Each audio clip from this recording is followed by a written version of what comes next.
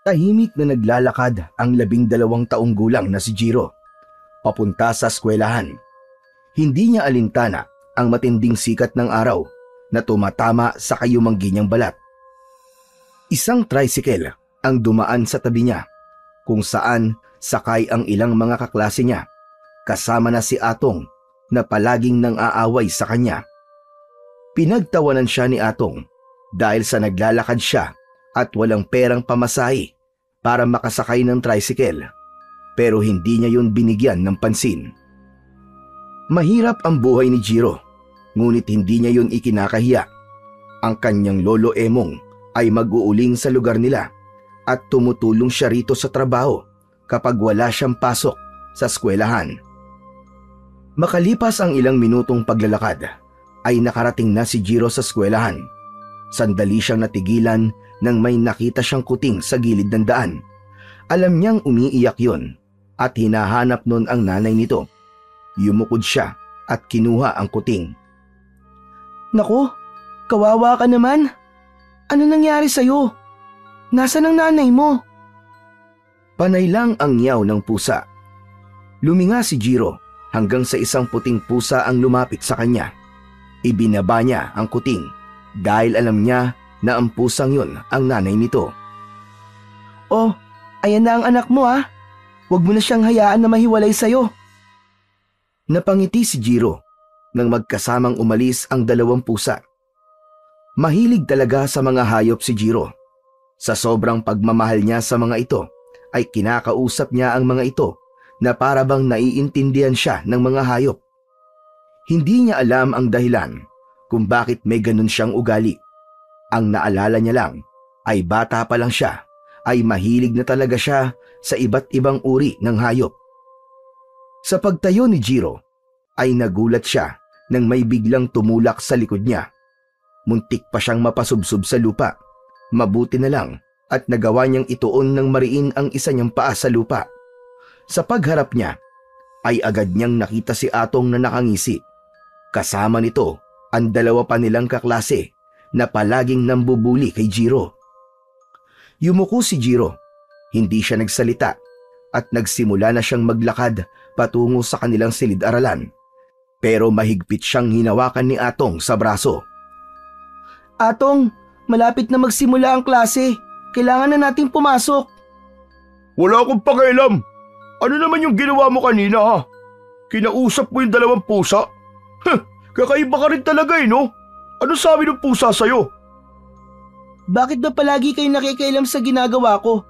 Hindi ko naman kayo naaabala sa pakikipag-usap ko sa mga hayop, di ba? Sumasagot ka pa ha? Ano rin ba pakialam mo kung gusto kong makialam? Nakakatawa ka kasi. Mukha kang baliw kapag nakikipag-usap ka sa mga hayop. Pabayaan niyo na lang ako, Atong. Bitiwan mo na ako pakiusap. Ayoko ng gulo. Tandaan mo to, Jiro. Kapag nakita pa kita ulit na nakikipag-usap sa mga hayop, kahit langgam pa yun, bibigwasan na kita ng isa sa bunganga. Naiintindihan mo? Ano ba kasing dahilan kung bakit ka nagagalit sa pakikipag-usap ko sa mga hayop, ha, Atong? Pabida ka kasi. Feeling mo, kakaiba ka. Marahas na binitiwan ni Atong ang braso ni Jiro. Nagmamadaling lumayo si Jiro kina Atong at pumasok na siya sa kanilang silid-aralan. Umupo siya sa kanyang upuan na nasa pinakasulok ng huling row. Yumuko siya nang maramdaman niyang nagnilid ang kanyang mga luha. Ang totoo, hindi niya talaga maintindihan sina Atong kung bakit palagi siyang binubuli ng mga ito.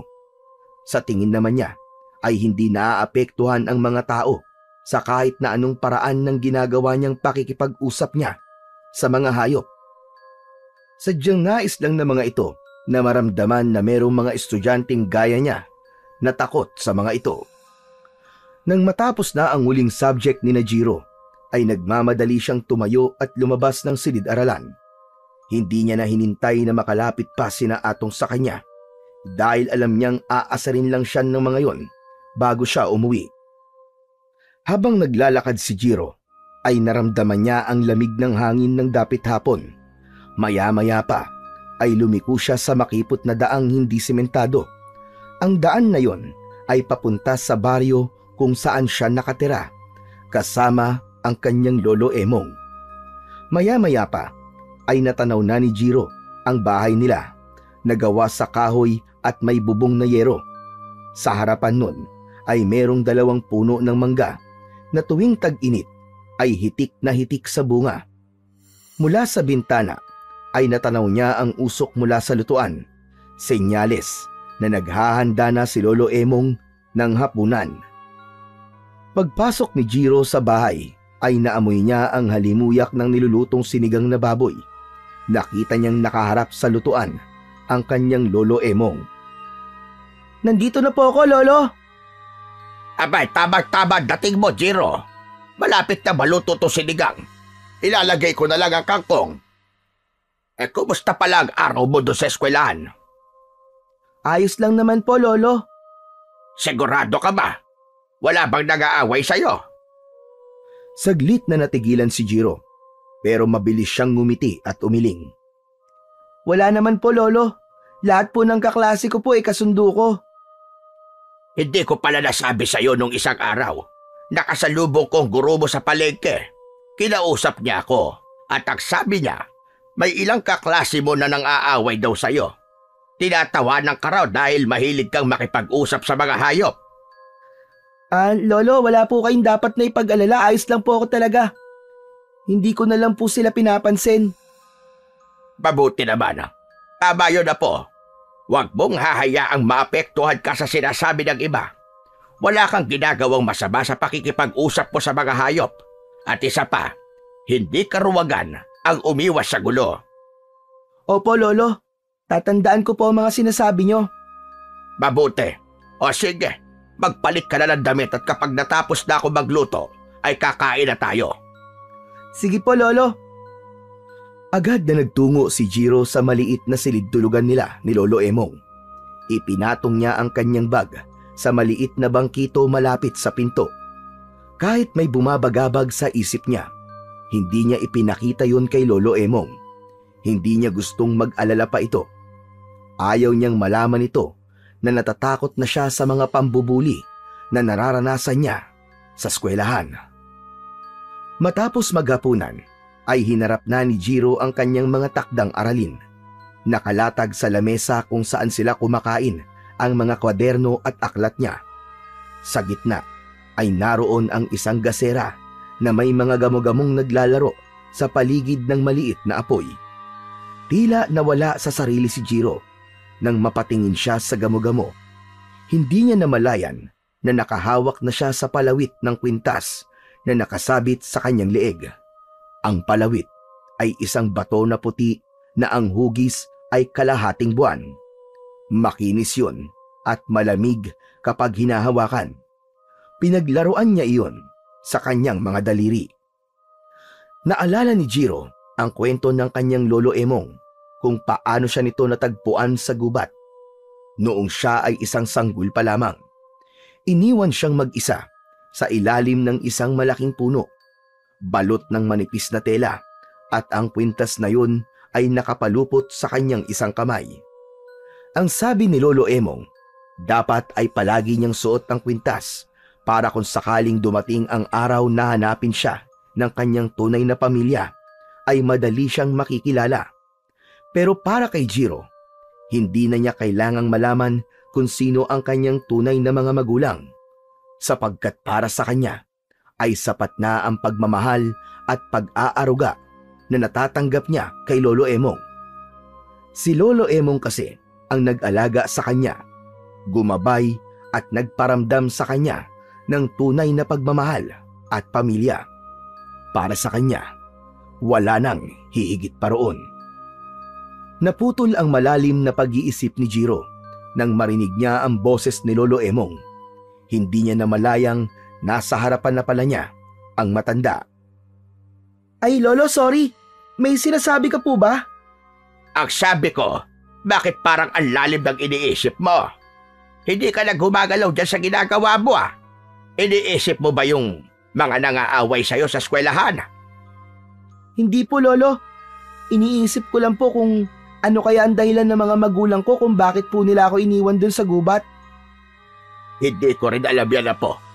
Tanging ang mga magulang mo lang ang makakasagot sa tanong mo na yan. Hindi kaya dahil po galit sila sa akin o kaya naman hindi nila ako mahal? Umiling si Lolo Emong at marahang hinaplos ang ulo ni Jiro. Kung ano man ang dahilan nila, sigurado kung hindi yun basta-basta. At tignan mo sarili mo ngayon. Kahit lumaki kang wala sa piling nila, lumaki ka namang mabuting bata. Doon pa lang ay dapat ka nang magpasalamat. Dahil po yun sa mga pangaral at paalala niyo po sa akin, Lolo. Saka, nagpapasalamat din po ako na iniwan nila po ako sa gubat. Kasi dahil doon, ay napunta po ako sa inyo. Sige na. Baka humaba pa ang usapan natin na yan magkaiyakan pa tayo dalawa. Tama na nga mo na yan. At tapusin mo na yung takdang aralin mo para makatulog ka na. Natawa ng bahagya si Jiro at bumalik sa kanyang ginagawa. Naisip niya na kahit hindi niya kilala ang kanyang tunay na pamilya, ay hindi siya kailanman nakaramdam ng kakulangan dahil kay Lolo Emong. Marami pa rin siyang bagay na dapat ipagpasalamat sa kabila ng mga katanungan niya sa tunay niyang pagkatao.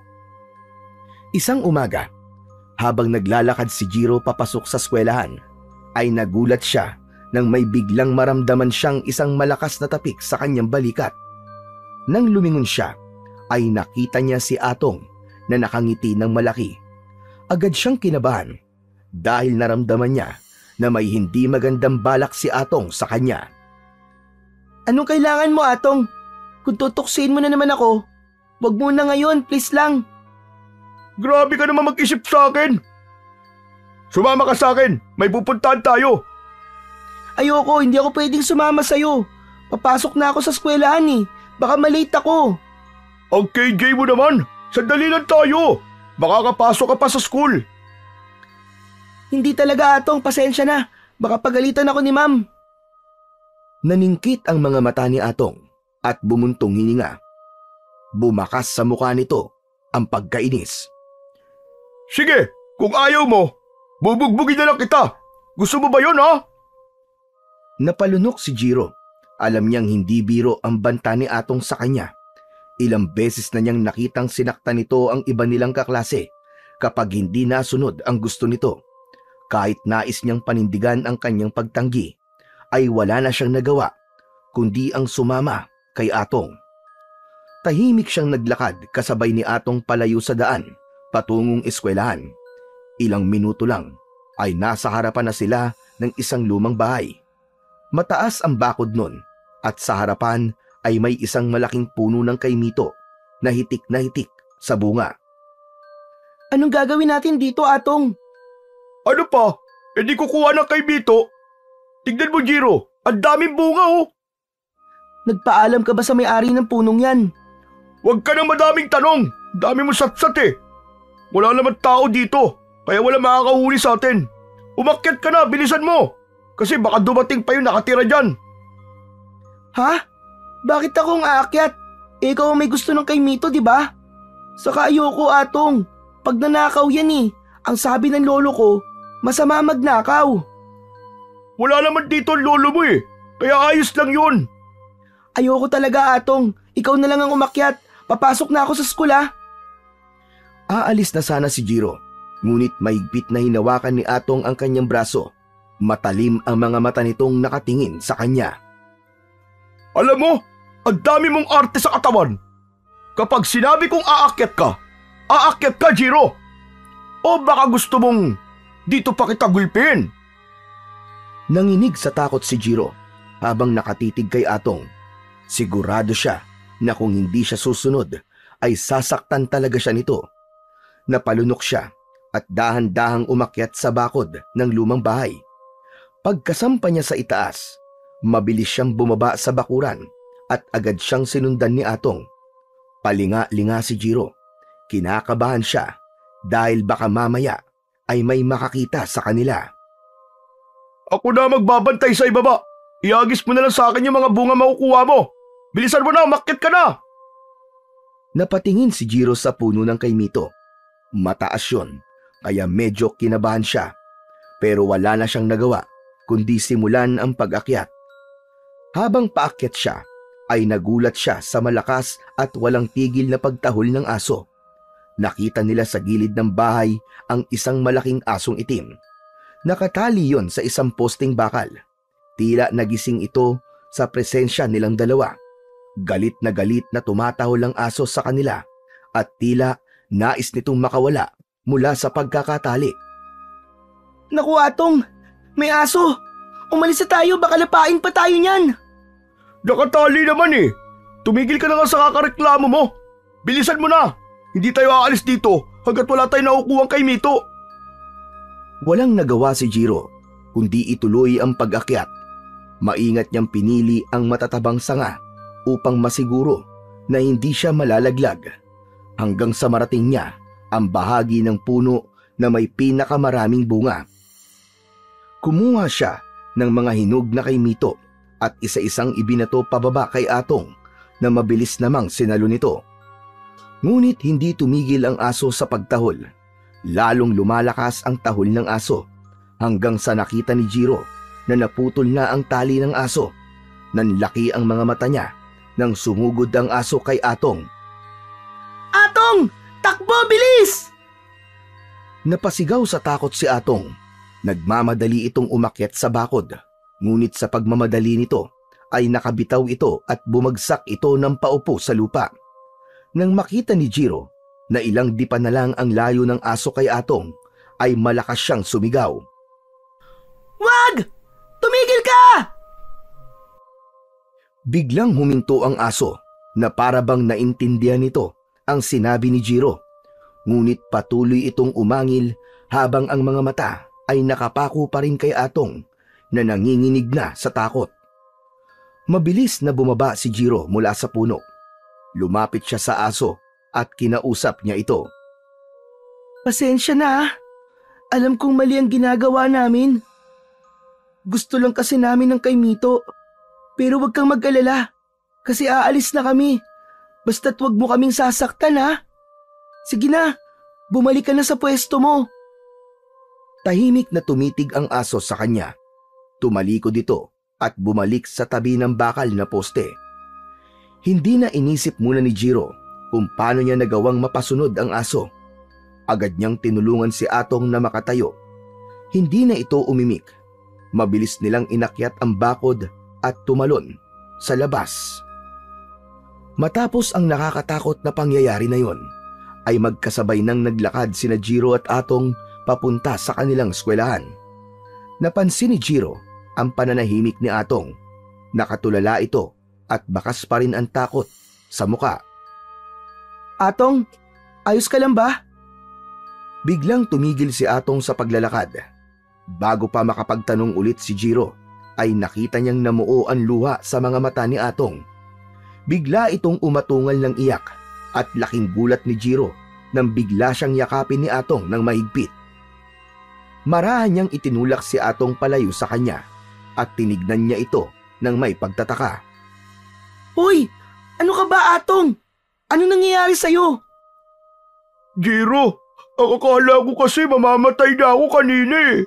Akala ko lalapain na ako ng asong yun eh. Huwag mo nang isipin yon. Ang mahalaga, nakaligtas tayo. Jiro, salamat ah. Kahit palagi kitang inaaway at kahit lagi kitang tinutokso, iniligtas mo pa rin ako. Salamat. Sobrang bait mo talaga. Hindi porket hindi maganda ang trato mo sa akin, ay gusto na kita mapahamak. Siyempre, ililigtas pa rin kita. Patawad sa lahat ng ginawa ko sa'yo, Jiro ah. Sorry talaga, hindi ko na uulitin yun. Atong, pinapatawad na kita.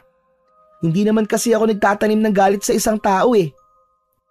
Salamat ulit, Jiro ah. Sobrang bait mo pala talaga at wala naman talaga akong dahilan para maging masama sa'yo. Nang iligtas mo ako kanina, napagtanto ko kung gaano ako kasama sa'yo noon. Tumingin si Atong kay Jiro habang bakas pa rin sa mukha nito ang pagsisisi. Kalimutan na lang natin yon, Atong. Gaya ng sinabi ko sa'yo kanina, hindi ako marunong magtanim ng galit. Hayaan mo, Jiro. Bilang ganti sa ginawa mong pagliligtas sa buhay ko, hindi na kita aawayin kahit kailan. At kung may mga away sa'yo, Akong bahala sa kanila. Bubugbugin ko silang lahat. Gusto mo ba yon?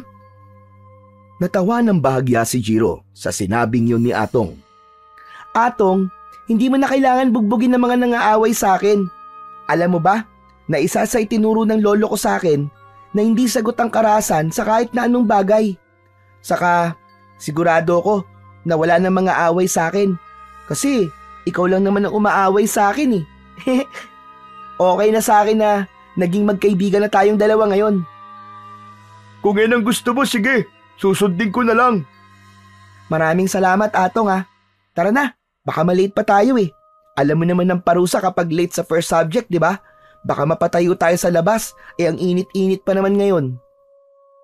Masayang nagpatuloy sa paglalakad ang dalawa. Nang sandaling yun, ay walang pagsidlan ng kasiyahan si Jiro. Hindi niya akalain na sa araw na yun ay magiging magkaibigan na sila ni Atong. Nang malapit na sila sa kanilang eskwelahan, ay muling nagsalita si Atong. Oo nga pala, Jiro. Paano mo nga ba nagawang mapahinto yung aso kanina na kakagatin sana ako? Paano mo siya napasunod sa sinabi mo? Sa totoo lang, Atong, hindi ko rin alam eh. Nagtataka nga ako. Parang naiintindihan niya ako, no? Hindi kaya may kapangyarihan ka? Baka kaya mo makipag-usap sa mga hayop. Ano ka ba, Atong? Imposible naman yun. Hindi ako isang engkanto o superhero, no? Baka malalang yung nangyari kanina o kaya naramdaman ng aso na wala naman talaga tayong balak na saktan siya. Hindi ba, ang sabi ng iba ay malakas ang pakiramdam ng mga aso at nararamdaman nila kung masama o hindi ang isang tao. Tumango-tango si Atong pero bakas pa rin sa mukha nito ang pagtataka. Bago pa sila magpatuloy sa usapan, narating na nila ang kanilang silid-aralan. Agad silang pumasok at naupo sa kani-kanilang mga upuan. Nang makaupo na si Jiro, ay tumingin siya sa labas ng bintana na nasa tabi niya. Hindi niya napigilang mapaisip kung ano ang totoong dahilan at tila naintindihan siya ng aso kanina. Pero dahil walang makuwang sagot, ay inalis niya na yon sa kanyang isipan. Napangiti na lang si Jiro dahil sa wakas ay tapos na ang mga araw na ibubuli siya ni Atong. Masaya siya na ang hindi magandang pagtrato sa kanya noon ni Atong ay nauwi sa hindi inaasahang pagiging magkaibigan nila. Simula ng araw na yon ay naging matalik na magkaibigan sina Jiro at Atong. Sa eskwelahan, palagi na silang magkasama. Sabay silang kumakain at nagtutulungan sa paggawa ng takdang aralin. Ang dating malupit at walang awa na si Atong ay unti-unting nagbago. Hindi na ito nangaaway at sa halip ay nagiging mapagprotektang kaibigan siya kay Jiro. Isang gabi, mahimbing na natutulog si Jiro sa tabi ni Lolo Emong nang bigla siyang magising dahil sa mahinang pag-ungol ng matanda. Nang lingunin niya ito, ay napansin niyang balot ng malamig na pawis ang noo ng kanyang lolo at bahagya itong nanginginig. Dinaman niya ang noo at leeg nito at kinabahan siya dahil sobrang init ng kanyang Lolo Emong. Napagtanto niya na mataas ang lagnat ng kanyang lolo. Agad siyang bumangon upang hanapin ang lalagyan ng mga gamot, ngunit wala na yung laman kahit isa. Napagpasyahan niyang lumabas upang bumili sa tindahan ng gamot. Binalikan niya si Lolo Emong at marahan itong ginising. Lolo, bibilan lang kita ng gamot sandali ah. Huwag ka mag-alala, babalik din kaagad ako. Sobrang taas po kasi ng lagnat niyo eh. Wag na, Jiro. Gabi na. Bukas na lang ng umaga ako iinom ng gamot. Hindi po pwedeng hindi kayo makainom ng gamot ngayon, Lolo. Babalik din po ako kaagad. Huwag po kayo mag-alala sa akin. Mabilis na kumuha ng barya si Jiro at lumabas na siya ng bahay. Tahimik ang paligid habang naglalakad si Jiro sa madilim na kalsada. Sarado na ang lahat ng tindahan sa kanilang baryo, kaya napilitan siyang maglakad patungo sa kabilang baryo kung saan ay may bukas pang tindahan. Pagkatapos makabili ng gamot, agad siyang naglakad pabalik sa kanila. Mabilis ang kanyang mga hakbang dahil sa pag-aalala niya, para sa kanyang lolo. Ngunit habang naglalakad si Jiro, ay nakaramdam siya ng kakaibang kilabot. Sa di kalayuan, may naaninag siyang mga nilalang na dahan-dahang naglalakad. Mahahaba ang mga braso ng mga yon, balingkinitan ang mga katawan, at may kakaibang kilos na hindi tulad ng mga normal na tao. Nagimbal siya nang mapagtanto na mga aswang ang mga yon. Natigilan siya sa takot at agad na nagtago sa silong ng isang bahay. Habang pigil ni Jiro ang kanyang paghinga sa silong ng bahay, ay napansin niya ang isang aso sa tabi niya. Nataranta siya at natakot na baka tumahol ito at makuha ang atensyon ng mga aswang. Dahan-dahan niyang tinapik ang ulo ng aso at bumulong. Huwag kang maingay ha! Baka mamaya makita nila tayo! Laking gulat ni Jiro nang tila naunawaan siya ng aso. Hindi nga ito tumahol kahit hindi siya nito kilala. Sa halip ay tahimik lang itong tumingin sa kanya. Nanatili si Jiro sa kanyang pinagtataguan at umasa siya na lilisan ang mga aswang nang hindi siya napapansin. Maya-maya pa ay sumilip si Jiro mula sa silong at nakita niya ang mga aswang na palapit sa bahay na kanyang kinaroroonan. Halos pigilan niya ang kanyang paghinga. Hindi siya gumalaw habang unti-unting lumalapit ang mga nilalang sa pinto ng bahay. Hanggang sa isang malakas na kalabog ang umalingaw-ngaw. Napapitlag si Jiro nang wasaki ng mga aswang ang pinto ng bahay. Kasunod nun ay ang malalakas na sigawan mula sa loob. Nanginig si Jiro habang pinakikinggan ang mga panaghoy at sigaw ng mga taong nasa loob ng bahay. Narinig niya ang mga kalampag, ang mga yapak na nagmamadali at ang tunog ng mga kuko na pumupunit sa laman. Hanggang sa unti-unting tumahimik ang lahat. Wala na ang sigawan at ang paghingi ng saklolo. Nakahawak si Jiro sa bibig niya habang pinipigilan ang kanyang sarili na humihikbi. Ilang sandali pa, nakita ni Jiro na lumabas na ang mga aswang sa bahay at naglakad palayo hanggang sa tuluyan nang mawala ang mga yon sa kanyang paningin. Nanatiling nakatulala si Jiro sa ilalim ng bahay. Hindi niya magawang gumalaw. Nang medyo naimasmasa na siya, ay marahan siyang lumabas mula sa kanyang pinagtataguan. Hindi niya tinapunan ng tingin ang loob ng bahay dahil alam niyang hindi maganda ang makikita niya roon. Pabilis siyang tumakbo pauwi sa kanila. Pagkarating ni Jiro sa kanilang bahay, ay nakita niya si Lolo Emong na nakaupo sa papag habang umiinom ng mainit na salabat. Napatingin ito sa kanya at agad nitong napansin ang kanyang namumutlang muka at nanginginig na katawan. Dali ka, Jiro. Bakit parang takot na takot ka? May nagyari ba? Ayos ka lang ba po? Ano kasi Lolo may asong humabol po sa akin. Pero wag po kayong mag-alala kasi okay lang po ko. Tinitigan siya ng matanda na para bang sinusuri kung nagsasabi siya ng totoo o hindi. Saglit itong nanahimik bago tumango. At sabi ko kasi sa'yo, delikado na lumabas ng 10 oras ng gabi. Butit nakabalik ka na maayos. Tumango si Jiro at agad niyang iniabot ang biniling gamot kay Lolo Emong. Kumuha siya ng isang baso ng tubig at inabot yon sa matanda. Ito po ang tubig, Lolo. Inumin niyo na po ang gamot niyo. Kinuha yon ni Lolo Emong at agad na ininom ang gamot. Pilit nang ngumiti si Jiro, pero sa loob-loob niya ay hindi pa rin niya maalis sa isip niya ang nakitang karumal-dumal na pangyayari.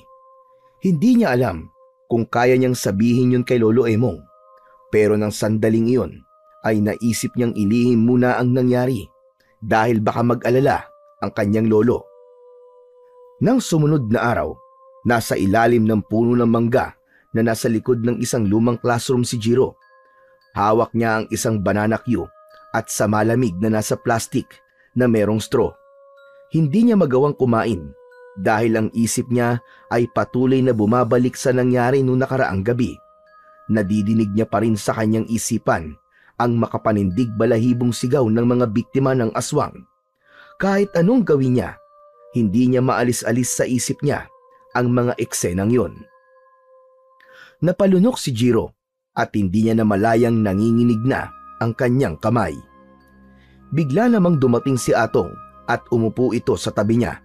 May dala rin itong banana cue. Kanina pa kita hinahanap eh. Sabi ko na nga ba't nandito ka lang? Hindi pinansin ni Jiro si Atong. Nanatili siyang nakatingin sa kawalan habang patuloy sa pagsasalita ang kanyang kaibigan. Narinig mo na ba ang balita, Jiro? Alam mo ba, kagabi may isang pamilya raw na inatake ng mga aswang sa mismong loob ng bahay nila. Wala raw nakaligtas, patay lahat. Napalunok si Jiro. Narinig niya ang sinabi ni Atong, ngunit nanatili siyang walang imik. Nakakatakot na pala talaga ang lugar natin. Dati-rati, sabi lang na matatanda na may mga aswang daw dito, pero ngayon, totoo na talaga. Gumagala na sila sa gabi. Hoy, kanina pa ako nagsasalita. Nakikinig ka ba?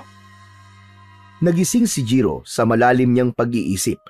Agad siyang bumuntong hininga at bahagyang ngumiti ng pilit. Oo. Nakikinig ako, Atong. Parang hindi naman eh. Ano bang iniisip mo? Alam ko na yung nangyari kagabi. Ha? Paano? Kasi Atong, nakita ko sila. Yung mga aswang. Kagabi pauwi na ako sa bahay nang may nakita ako mga aswang sa daan. Agad ako nagtago sa silong ng isang bahay. Akala ko ligtas na ako doon. Pero hindi ko alam na yung bahay na yun ang mismong papasukin ng mga aswang. Hala, totoo ba yung sinasabi mo? Totoo, Atong. Kaya nga, hindi pa rin ako makapaniwala na buhay pa ako hanggang ngayon eh. Ang buong akala ko talaga ay makikita ko ng mga aswang na yun sa silong ng bahay. Pero ayos ka lang ba, Jiro? Hindi ka ba sinaktan ng mga aswang? Hindi naman nila ako nakita doon sa silong. Pero yung takot, Atong. Yung takot, parang hindi na mawala sa isip ko. Pakiramdam ko, palagi silang nakasunod sa akin. Kahit kagabi, hindi ako makatulog ng maayos. Natahimik si Atong, pero nakita ni Jiro sa mukha nito ang labis na pag-aalala. Hindi na rin nagsalita si Jiro at sinubukan niyang kumain. Nang tumunog na ang bell na hudyat na tapos na ang break time, ay magkasama silang bumalik sa kanilang silid-aralan. Tahimik na naglakad si Jiro pauwi sa kanilang bahay. Hanggang sa oras na yon ay nasa utak pa rin niya ang nangyari nung nakaraang gabi. Kahit kaunti ay hindi rin nabawasan ang takot na nakalukob sa buo niyang pagkatao. Pagdating ni Jiro sa kanilang bahay, nadatnan niya si Lolo Emong na naghihiwa ng mga gulay. Lumapit siya rito at nagmano. Lolo, bakit po kumilos na po kayo kaagad? Magpahinga na po muna kayo at ako na po ang tatapos niyan. Magpapalit lang po ako ng damit. Maayos na ang pakiramdam ko, Apo. Kaya ko na ito. Nakatulong din naman sa akin ng malaki yung pag-inom ng gamot kagabi. Maraming salamat. Oo nga pala. Alam mo na ba yung balita? May inatake daw ng aswang kagabi dito sa lugar natin. Yung pamilya ni Perneng. Aba, patay daw lahat maging yung dalawa nilang anak na binata. Nakakalungkot na isang gabi ay nawala silang lahat. Narinig ko na po ang balitang yan sa school, Lolo. May isa po akong kaklase na nagkwento sa akin. Nakakatakot na talaga ang panahon ngayon, Jiro. Hindi na lang sa masasamang loob dapat tayo matakot, kundi sa mga kampo ng kadiliman ng mga aswang. Pero mabuti na lang, at yung humabol sa'yo kagabi ay aso lang at hindi aswang. Talagang pinoprotektahan ka pa rin ng ating Panginoong Diyos, Jiro. Magpasalamat ka. Hindi nakasagot si Jiro. Hindi pa niya masabi sa kanyang lolo na muntik na siyang mapabilang sa mga napatay na mga aswang noong nakaraang gabi. Pero Jiro, ito tatandaan mo ha. Maaaring hindi pa yun ang huling beses na may aatake ng mga pesteng aswang na yun dito sa lugar natin. Kaya mag-iingat ka palagi. Huwag kang magpapagabi sa labas at huwag mong hahayaan na ikaw ang susunod nila maging biktima. Kung kailangan mong lumaban, Abay, lumaban ka! Ramdam ni Jiro ang takot sa boses ng kanyang lolo. Kahit hindi nito sabihin ng direkta, alam niyang takot din ito, gaya niya. Mula nang kumalat ang balita tungkol sa pamilyang pinaslang ng mga aswang, unti-unting binalot ng takot ang buong baryo. Sa pagsapit ng dapit hapon, nagmamadali nang umuwi ang mga tao sa kani-kanilang mga bahay. Wala nang nagtatangka na manatili sa labas kapag madilim na. Ang mga tindahan ay nagsasara ng mas maaga at maging ang mga bata ay hindi na pinapayagang maglaro sa kalsada kahit hindi pa lumulubog ang araw. Ang dating tahimik at payapang baryo ay napuno ng takot at pangamba, lalo na sa pagkagat ng dilim. Sa takot ng mga residente, nagpatayo ang ilan ng mga bakod na yari sa kawayan at matitinik na sanga upang protektahan ang kanilang mga bahay. Ang ilan ay nagsabit ng bawang sa kanilang pintuan, habang ang iba naman ay nag-iwan ng asin sa kani-kanilang mga bintana. Sa gabi, ang ilan ay nagsusunog ng gulong sa labas ng bahay dahil may paniniwala na ang ganung gawain ay makatutulong upang hindi sila lapitan ng mga aswang.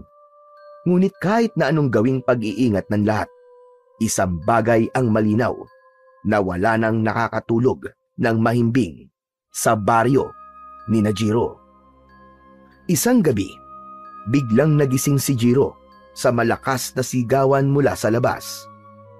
Agad siyang napabangon at lumingon kay Lolo Emong. Nagawa niya ay napabalikwas din dahil sa kanilang narinig. May takot na napatingin si Jiro sa kanyang lolo. Lolo, ano nangyayari sa labas? Bakit may mga nagsisigaw ang mga tao? Mukhang umatake na naman ang mga aswang. Sandali, at sisiguraduhin kong hindi sila makakapasok dito. Tumayo si Lolo Emong mula sa papag at sumunod naman dito si Jiro. Lalo pang lumakas ang hiyawan ng mga tao. Bago pa sila makalapit sa pinto, ay bigla yung bumukas ng malakas at isang nakakatakot na aswang ang pumasok doon. Nanlilisik ang mga mata ng aswang at may tumutulong malapot na laway mula sa bibig nito. Umatras sila at mabilis na dinampot ni Lolo Emong ang itak na nakasabit sa dingding. Sinugod nito ang aswang pero naagaw ng aswang ang itak at malakas nitong itinulak sa sahig si Lolo Emong. Agad na lumapit si Jiro sa kanyang lolo. Tumakbo ka na, Jiro! Tumakas ka na! Iligtas mo ang sarili mo! Hindi, Lolo! Hindi po kita kayang iwan dito, Lolo! Sa isang iglap, dinakma ng aswang ang braso ni Jiro at Lolo Emong. Marahas silang hinila ng aswang palabas ng bahay. Halos hindi makapagsalita si Jiro sa sobrang bilis ng mga pangyayari. Sa labas, nagkalat ang mga tao na nanginginig sa takot habang nakaupo sa lupa. Wala nang nagawa ang maglolo kundi ang maupo na rin. Sa harapan ng mga tao ay may isang mas malaking aswang na nakatayo, mas matangkad kesa sa ibang aswang. May maitim na balat at matatalim na pangil.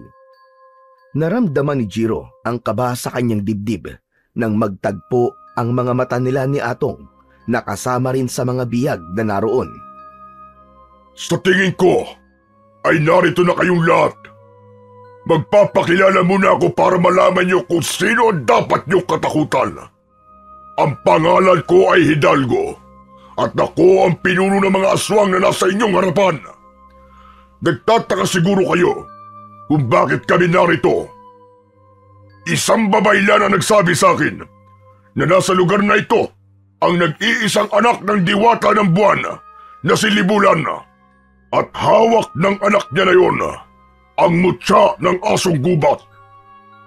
Tahimik lang ang lahat at walang nagkaroon ng lakas ng loob na magsalita.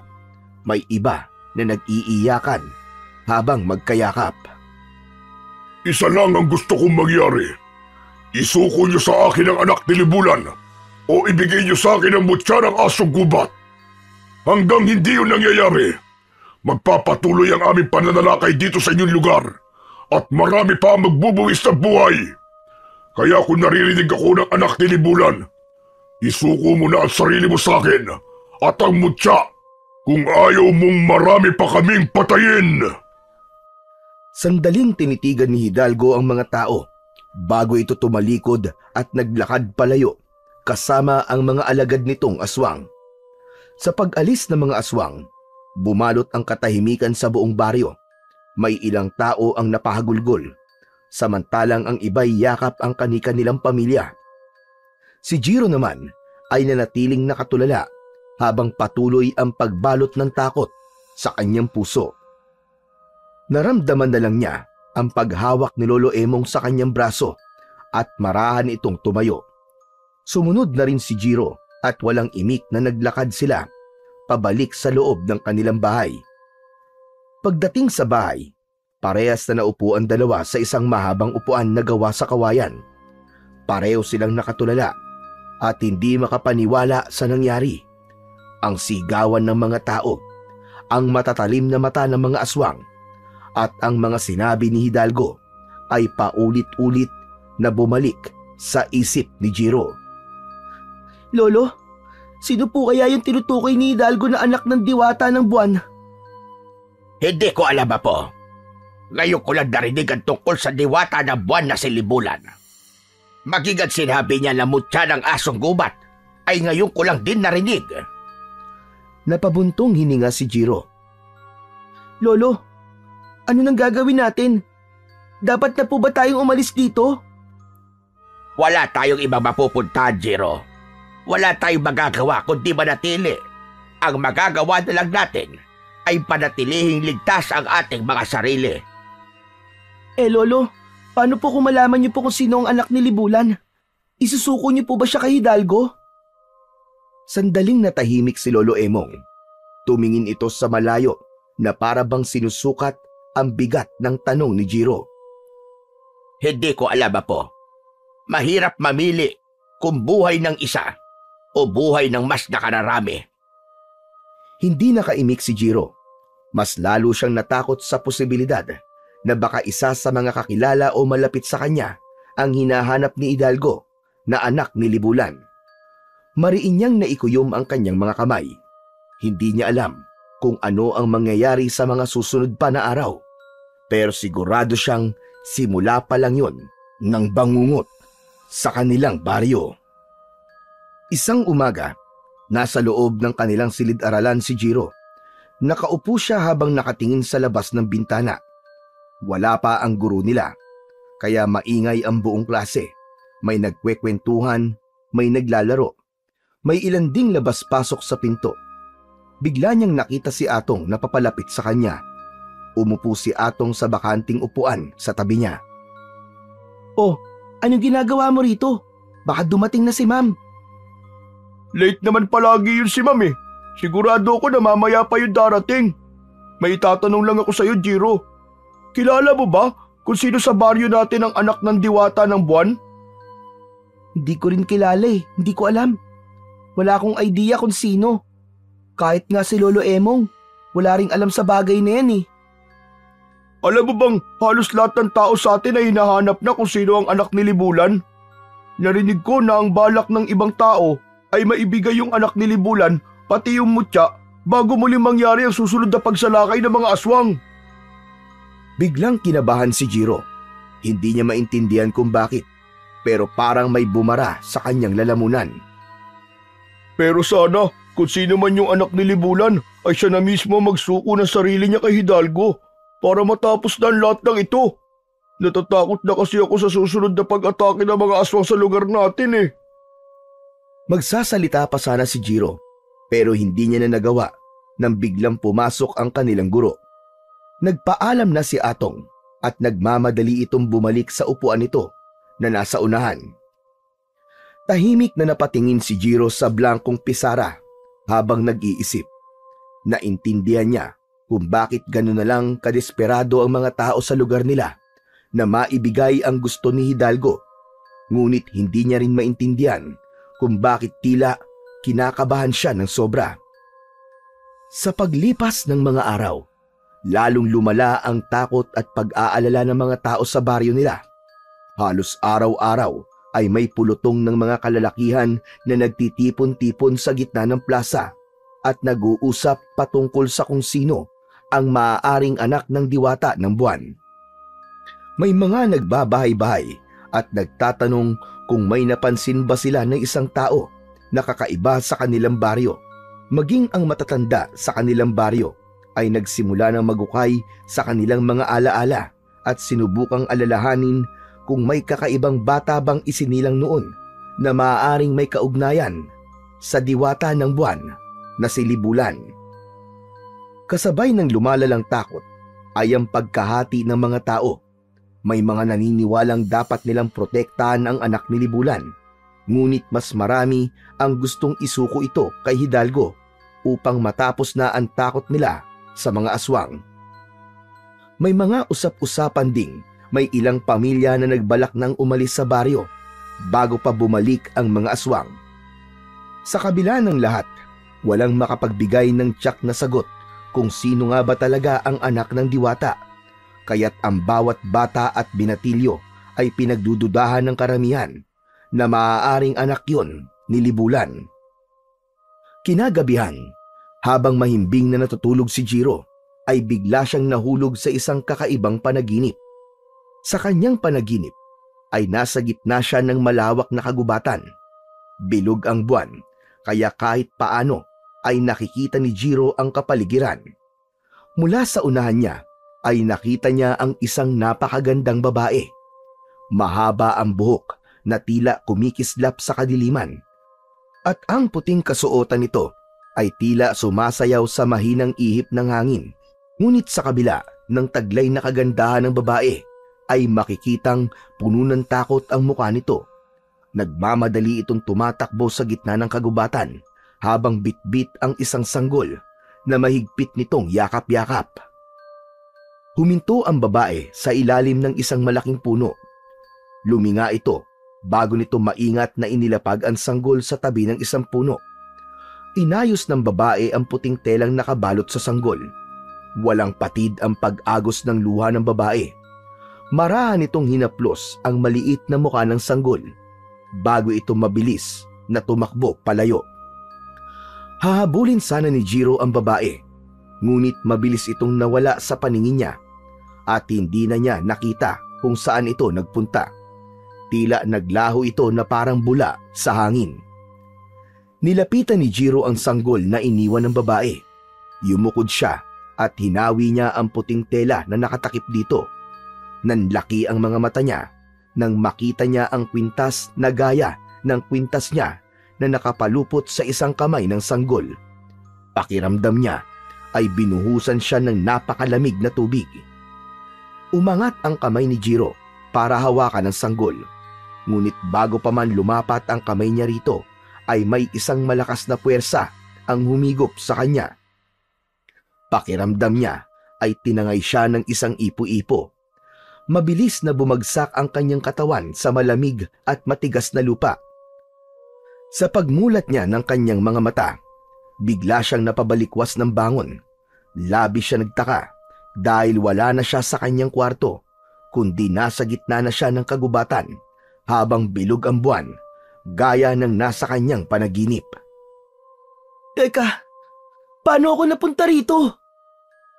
Palinga-linga si Jiro habang tumatayo. Pinakiramdaman niya ang paligid. Marahan siyang lumingon sa kanyang likuran at doon niya nakita ang parehong babae mula sa kanyang panaginip. Naglakad ito palapit sa kanya at huminto ilang di pa lang ang layo sa kanya. Bahagya namang napaatras si Jiro. Sino po kayo? Ano pong kailangan niyo sa akin?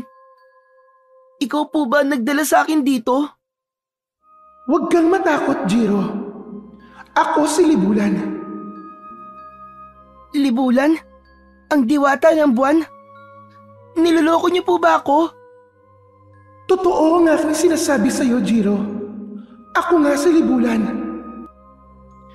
O sige, kung ikaw talaga si Libulan, sabihin mo nga sa akin kung sino ang anak mo na nakatira dito sa baryo namin. Kailangan na namin siya maisuko sa mga aswang para matigil ang pagsalaki at pagpatay nila sa lugar namin. Sandaling natahimik si Libulan. Matiim itong nakatingin kay Jiro, habang ang mahahaba nitong buhok ay sumasayaw ng mabagal sa hangin. Ikaw, Jiro. Ikaw ang aking anak na hinahanap ng mga aswang. Hindi! Hindi totoo yan! Hindi totoo ang sinasabi mo! Paano mo ako magiging anak? Isa kang diwata! Dahil ikaw ang iniwan kong sanggol noon sa gubat at ang suot mong kwintas, iniwan ko yan sa'yo bilang tanda na ikaw ay aking anak. Napalunok si Jiro nang hina ang kanyang tuhod, ngunit pinilit niyang manatiling matatag. Pinilit niyang sinabi sa kanyang sarili na hindi yun totoo. Hindi! Nagsisinungaling ka! Niloloko mo lang ako! Hindi ako anak ng isang diwata! Tao ako! Alam kong mahirap itong paniwalaan, pero nagsasabi ako ng totoo. Iniwan kita sa gubat dahil nais kang patayin ng mga kalahi kong diwata. Isang kasalanan sa amin noon ang magkaroon ng anak mula sa isang mortal. Pinili kong iligtas ka sa halip na ipaglaban ka. Nanginig ang mga kamay ni Jiro. May kirot siyang naramdaman sa kanyang dibdib. Sa pagkakataon na yon, ay hindi niya na napigilan ang umiyak. Nangihina siyang napaluhod.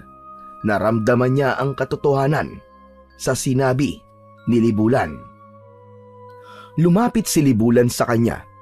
Yumuko dito at hinaplos siya nito sa kanyang pisngi.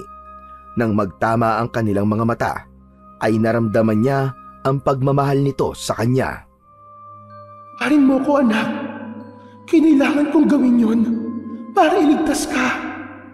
Hindi ko akalain na pansamantala lamang pala ang kaligtasan mo sa mundo ng mga tao dahil may mga aswang na nais kunin sa'yo ang mutya ng asong gubat. Ano? Nasa akin ang mutya ng asong gubat? Oo, Jiro. Sanggol ka pa lang ay tangan mo na ang mutya ng asong gubat. Ang kwintas na suot mo, yan ang mutya ng asong gubat. Hinawakan ni Jiro ang palawit ng kanyang kwintas at matama niya itong tinitigan. Hindi siya makapaniwala na ang bagay na yon ang hinahanap ng mga aswang na maaaring magligtas sa baryo nila at sa lahat ng taong nakatira doon. Kung ganon, ano pong dapat kong gawin? May dalawa kang pagpipilian, anak. Maaari kang sumama sa akin sa mundo ng mga diwata. Kapag ginawa mo yun, magagawa kong buuin ang dugo mong diwata. Magiging isa kang ganap na nilalang ng liwanag. At hindi ka na mahahabol pa ng mga aswang. Ano po yung isa kong pagpipilian?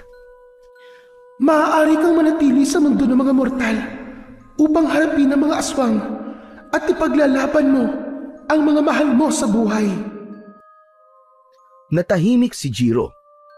Sa isipan niya, naisip niya si Lolo Emong at si Atong na nag-iisa niyang kaibigan. Bukod doon, ay naisip niya rin ang mga tao sa baryo nila na patuloy na nabubuhay sa takot at pangamba. Kung pipiliin ko po manatili rito, paano ko po lalabanan si Hidalgo? Ang sagot ay nasa kwintas mo, anak. Ang mutya ng asong gubat. Isa itong sandata laban sa kasamaan.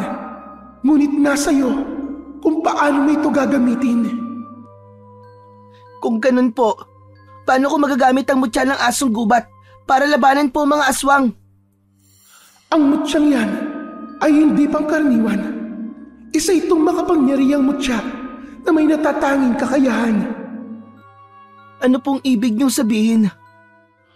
Sa oras na magising, ang kapangyarihan nito ay magiging mas malakas ka at mas mabilis kumpara sa isang normal na tao. Lahat ng sandata na iyong hahawakan ay magiging makapangyarihan. Magagawa mo maunawaan ang lahat ng uri ng hayop. Kung dati, ikaw lang ang nakikipag-usap sa kanila, ngayon ay makakausap mo at maiintindihan sila. At hindi lang yon, magkakaroon ka rin ng kakayahang maganyong lobo o isang asong gubat kapag bilog ang buwan. Sa anyong yon, mas magiging malakas ka at mas makapangyarihan. At kapag tuwing bilog ang buwan, mararating mo ang rurok ng iyong kapangyarihan. Napalunok si Jiro. Hindi niya alam kung matutuwa ba siya o matatakot sa dami ng kayang gawin ng mutya ng asong gubat. Hindi niya kailanman inakala na may ganun pala siyang kakayahan. Ngunit dahil sa mga nalaman niya tungkol sa mutya ng asong gubat, ay isang bagay ang kanyang napagtanto. Hindi pala talaga pwedeng mapunta kay Hidalgo ang mutya. Tama ka, anak. Kung mapupunta ito sa kanya, gagamitin niya lang ito sa kasamaan. At huwag kang maniwala sa kasinungalingan niya. Natitigil siya sa pagsalakay sa inyong baryo kahit makuha niya ang mutya. Magpapatuloy pa rin siya sa kanyang layunin na magasik ng lagim, hindi lang sa baryo niyo, kundi sa iba pang mga lugar. Kung ganon, wala na talaga akong ibang pagpipilian. Hindi ko hahayaang mapunta sa kanya ang mutya. Hindi ko hahayaang sirain nila ang baryo namin. Buo na ang desisyon kong manatili rito upang labanan sina Hidalgo. Hindi na ako nagulat sa pinili mo, Jiro. Alam kong malaki ang pagmamahal mo sa baryong kinalakihan mo. Iginagalang ko ang iyong desisyon. At sa sandaling magising ka, ay magigising rin ang kapangyarihan ng mutya ng asong gubat. At huwag kang mag-alala, anak, dahil kusa mong matututunan kung paano mo gagamitin ang kapangyarihan ng mutya ng asong gubat. Bago pa man makapagsalita si Jiro, ay nakaramdam siya ng pagbigat ng talukap ng kanyang mga mata. Unti-unting nagdilim ang paligid niya hanggang sa tuluyan na siyang malugmok sa mahimbing na pagtulog.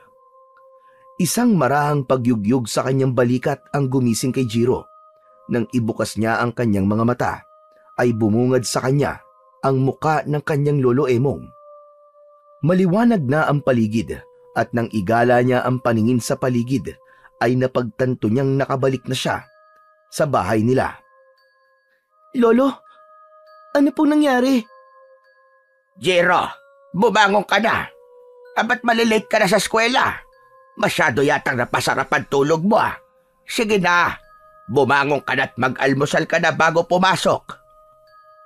Napabalikwas si Jiro ng bangon nang marinig ang sinabi ng kanyang lolo Emong. Agad niyang tinungo ang bintana.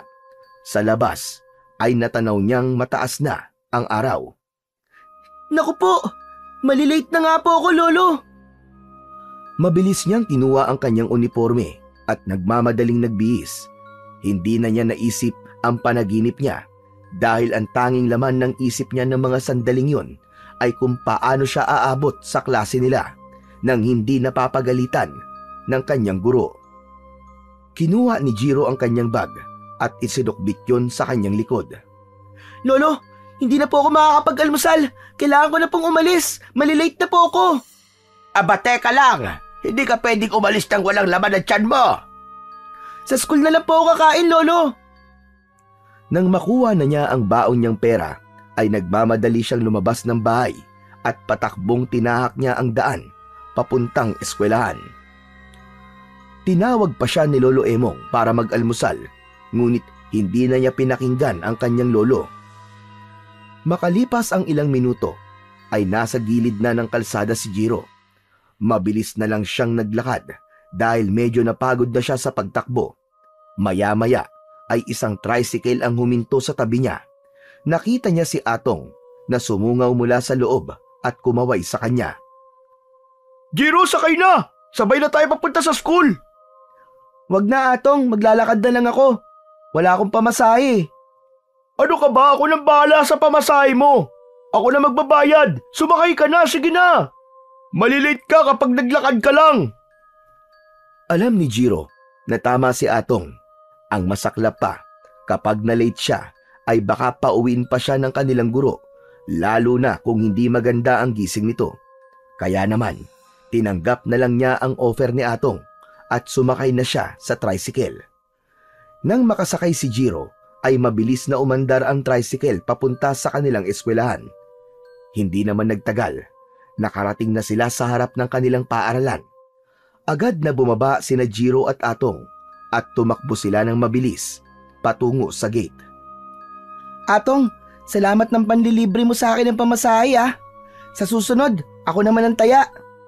Sus, kahit wag na, maliit na bagay lang yun. Mabilis na pumasok si Jiro sa loob ng paaralan.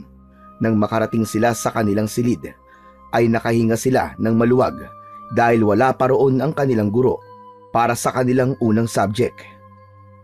Sa nakalipas na maghapon ni Jiro sa paaralan, ay hindi niya maalis sa kanyang isip na siya pala ang anak ng diwata ng buwan na si Libulan na hinahanap ni Hidalgo. Hanggang sa sandaling yun, ay hindi niya pa alam kung paano tatanggapin ang katotohanan yun, lalo na at napakabilis ng mga pangyayari. Kahit sinabi ni Libulan sa kanya ang mga kapangyarihan ng mutya, ay wala siyang ideya kung paano yun gagamitin. Napakaraming tanong sa kanyang isipan, kagaya ng sapat ba ang kapangyarihan ng mutya ng asong gubat upang mapabagsak niya sina Hidalgo. Alam niya na kahit gaano pa kalakas ang mutya, kung hindi naman niya alam yun kung paano gamitin ng tama, ay wala rin itong silbi. Hindi rin alam ni Jiro kung anong mas nakakatakot, ang panganib na dala ng mga aswang o ang posibilidad na mabigo siya sa tungkulin niyang ipagtanggol ang baryo at ang mga mahal niya sa buhay. Kinagabihan, tahimik na kumakain sina Jiro at Lolo Emong ng hapunan. Ilang beses nang tinangka ni Jiro na magsalita patungkol sa pagiging anak niya ni Libulan, pero sa tuwing ibubukas niya ang kanyang bibig ay tila may pumipigil sa kanya. Natatakot siya na baka hindi matanggap ni Lolo Emong na hindi siya normal na tao. Naisip niya na baka katakutan siya nito. Panay ang sulyap ni Jiro sa kanyang lolo sa pag-asang makakahanap siya ng lakas ng loob, pero bigo siya. Jiro, iho, ayos ka lang ba? Parang kanina ka pa hindi mapakali dyan ah. May gusto ka bang sabihin sa akin? Wala po lolo. Iniisip ko lang po yung banta ni Hidalgo. Hanggang ngayon po kasi wala pa ring nakakaalam kung sino po ang anak ni Libulan. Kaya nga dapat ay maging handa tayo palagi dahil sigurado ko na anumang oras ay aatake na naman ang mga aswang dito sa baryo natin. Hindi na nagsalita pa si Jiro hanggang sa matapos na silang kumain. Habang naghuhugas si Lolo Emong ng pinagkainan nila, ay naging abala na si Jiro sa pagsagot ng kanyang mga takdang aralin. Ngunit wala roon ang kanyang atensyon, kundi sa pag-iisip kung paano niya gagamitin ang mutya ng asong gubat kung sakaling muling umatake sina Hidalgo.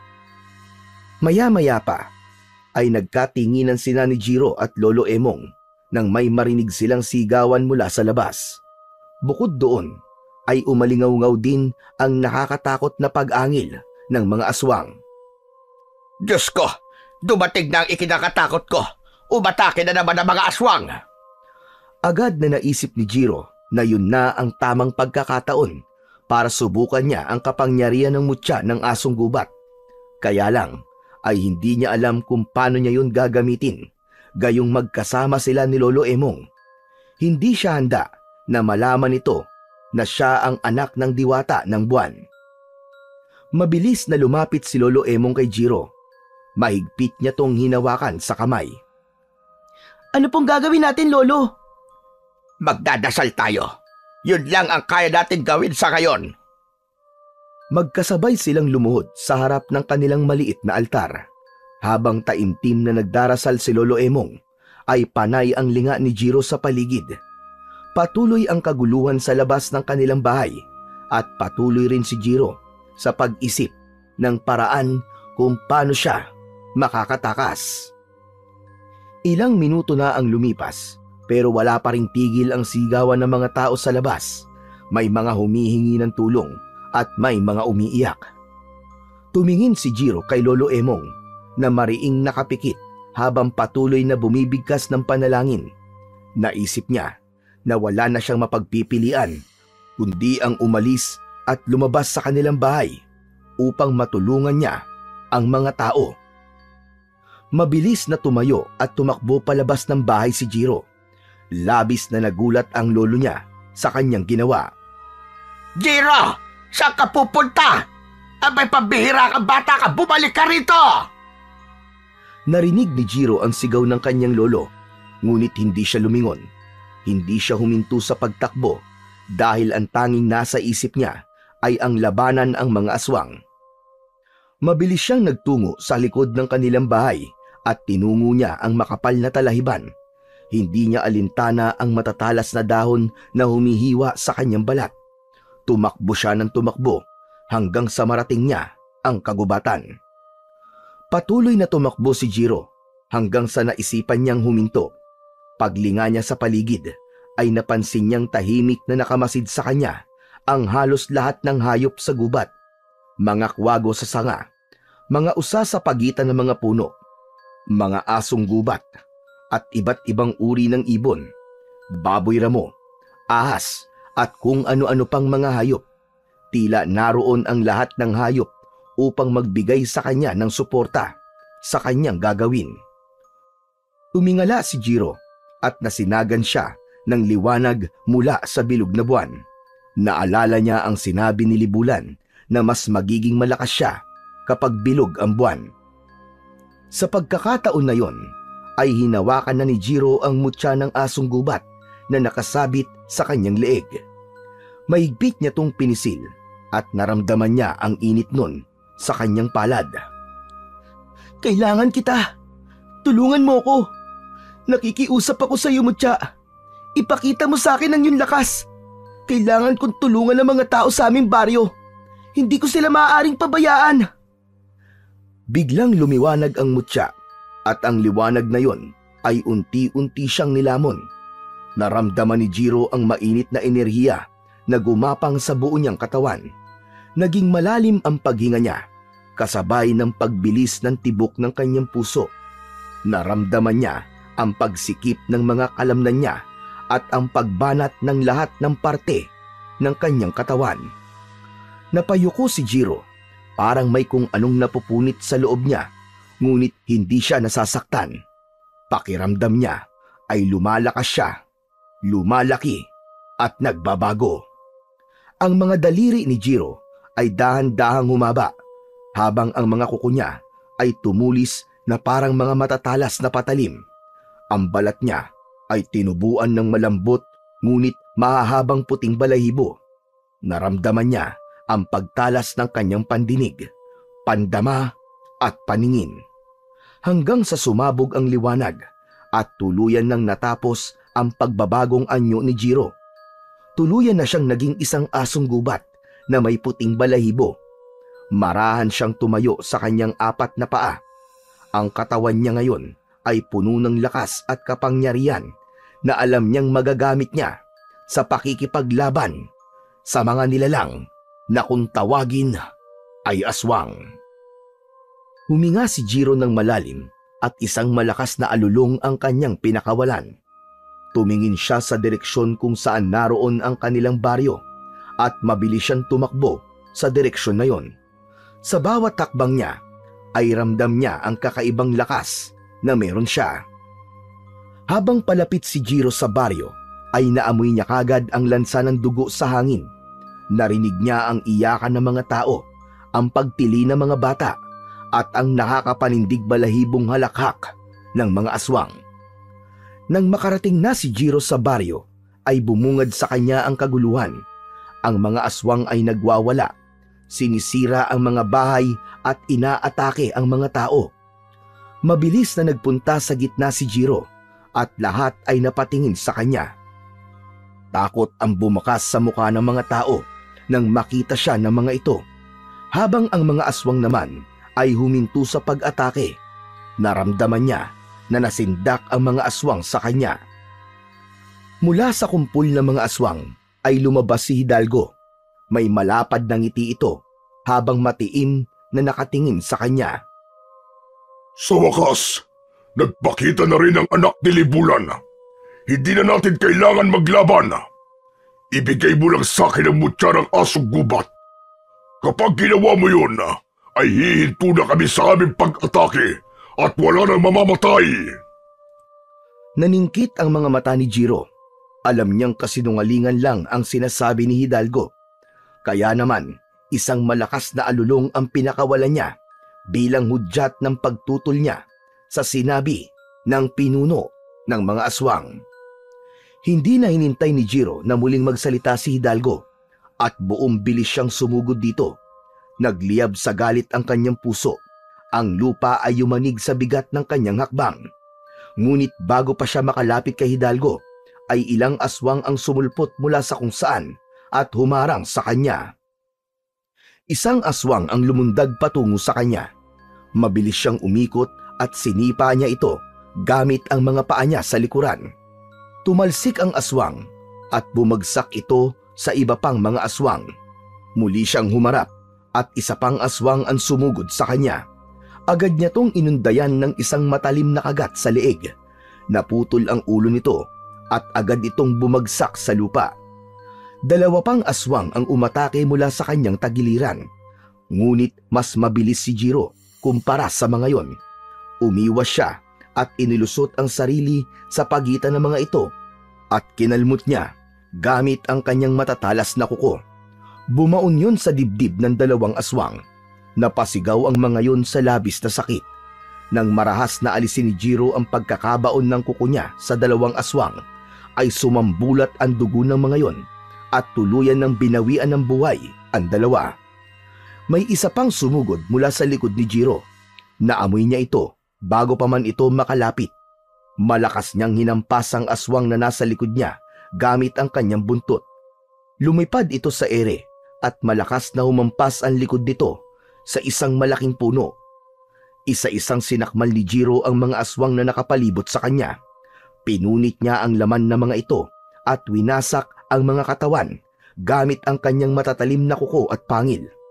Ang lupa ay nadiligan ng itim na dugo ng mga aswang at ang mga sigaw ng mga ito dahil sa sakit ay umalingaw-ngaw sa buong paligid.